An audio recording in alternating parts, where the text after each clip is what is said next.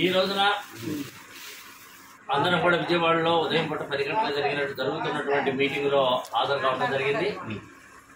మనకి 16వ తారీఖు నుంచి 26వ తారీఖు వరకు south Indian film artist association వారు సిఫాబాద్ ప్రత్యేక కార్యక్రమాలు, చంద్రన్న రజతోత్సవ కార్యక్రమాలు జరుగుతున్నాయి. ఆ విషయం మీ అందరికీ తెలుసు. గత 3 రోజులుగా జరిగాయి, భారీ ఎత్తున జరిగాయి.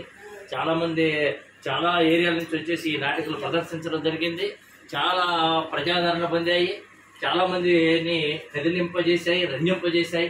అలాంటి నాటికల్లో పార్టిసిపేట్ చేయడమే కాకుండా చూసి ప్రతి ఒక్కరు కూడా ఆనందిస్తూ ఇలాంటి కార్యక్రమం చేసినటువంటి